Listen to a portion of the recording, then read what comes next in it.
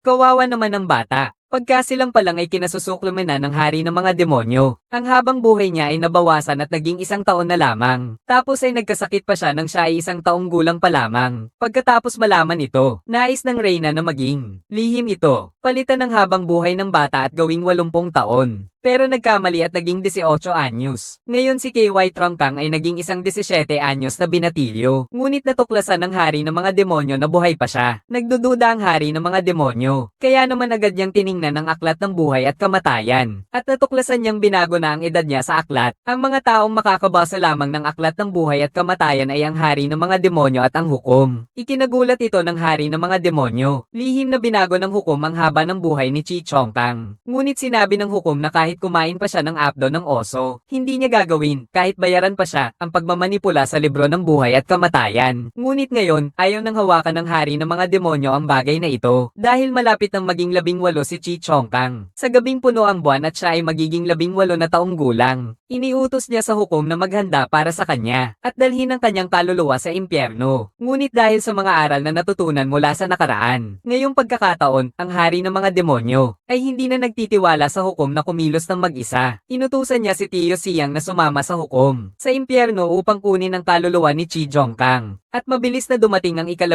ng Agosto. Sina Tio Siyang at ang hukom ay pumunta sa impyerno. Handa nang kunin ang buhay ni Chi Jongkang. Sa oras na ito, nagmamadali si KY Trongkang pauwi sa bahay. Nagutos ang hukom sa mga mensahero ng Diyos na magtapon ng malalaking bato kay KY Trongkang mula sa tuktok ng bundok. Bago makapagsalita si KY Trongkang, tinamaan siya ng mga bato at nahulog sa lupa na wala ng malay. Sa oras na ito ng pangangailangan, dumating ang mga Diyos ng lobo at ang mga anghel ng digmaan kasama ang mga general at sundalo. Hindi lamang nila nailigtas si KY Trongkang. Dinala pa nila ang utos mula sa langit, at nalaman na si KY Trongkang ay pauwi sa bahay. Nakita niya ang isang buntis na babaeng gustong magpakamatay sa pamamagitan ng pagtalon sa ilog. Mabilis na tumakbo si KY Trongkang patungo sa ilog upang pigilan ang buntis na babae. Ang babaeng iyon ay puno ng sama ng loob, dahil ang kanyang asawa ay ikinulong ng gobyerno dahil sa hindi sinasadyang pagkakasala. Kailangan lang nila ng malaking halaga ng pera para mapakawalan ng kanyang asawa. Wala nang ibang pagpipilian ng buntis na babae. Ang tanging baboy na lang nila ang natitira na pwedeng ipagbili para makaalakam ng pera para sa pagliligtas. Kumuha siya ng pera at nagmadaling humabol. Ang grupo ng mga lumikas ay naisirain ng asawa. Hindi akalain na nang makahabol siya, may sumunod sa likod. Biglang may isang lalaking lumitaw at kinuha ang perang pangkaligtasan mula sa kamay niya. Ang lalaking ito ay walang iba kundi isang sugarol na nawawala at dumating malapit sa bahay ng balo. Narinig na marami siyang pera ngayon.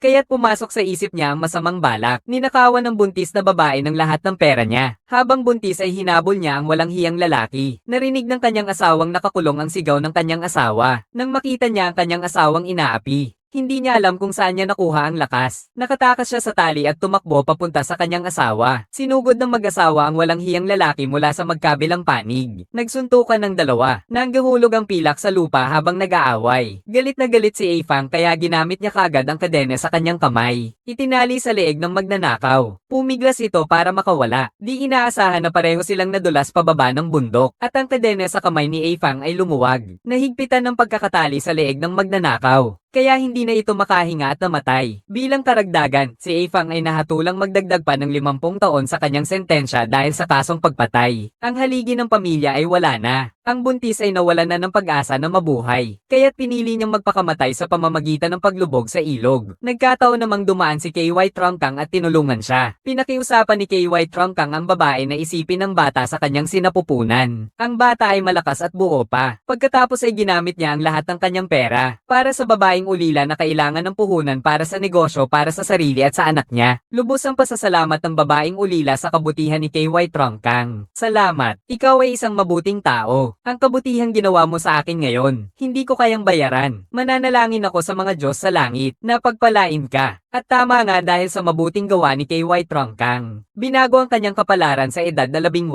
dahil sa panalangin ng isang buntis na babae na nagpakilos kay Tin Haang. Inutusan ng langit na si NHI lang upang iligtas si KY Trongkang. Nang makita ni Chu Hang na may naglakas loob na hadlangan ang plano ng Demon King, naging bato at lumipad patungo kay NHI lang THN. Nagpadala si NHI lang THN ng mga celestial na sundalo at general upang labanan ang batong nilalang. Ngunit ang kalamangan ng taas ng batong nilalang ay nawala. Napagtagumpayan nila sila gamit ang ilang mabilis na galaw ng kanyang mga paa. Ginamit ni NHI lang THN ang kanyang langit na mata upang atakihin ang bato. Ang bato ay nabasag sa maliliit na pira-piraso. Nang makita ito ni Chu Hong, nagalit siya at ipinakita ito sa hukom. Nang matuklasan ni NHI lang THN. Ang pangalan, walang kahulugan. Kung mamatay si KY Trongkang o hindi, hindi kayang pigilan ng sinuman. Si Tin Vuong ang may hawak ng kapangyarihan. Ano ang magiging sandigan mo? Ito ay tiyak na impormasyon. At totoo. Nakatanggap kami ng utos mula sa emperador. May utos si NGOC Hang. Ngayon ay may dakilang tao si KY Trongkang na tumulong sa mga buntis sa TR Enda. Nagtipon ng kabutihang loob at nagligtas ng buhay. Kaya't siya ay pinarangalan at pinagtibay ang buhay ng 10 taon. Iniutos ng D-God, walang pagtatangka, umalis.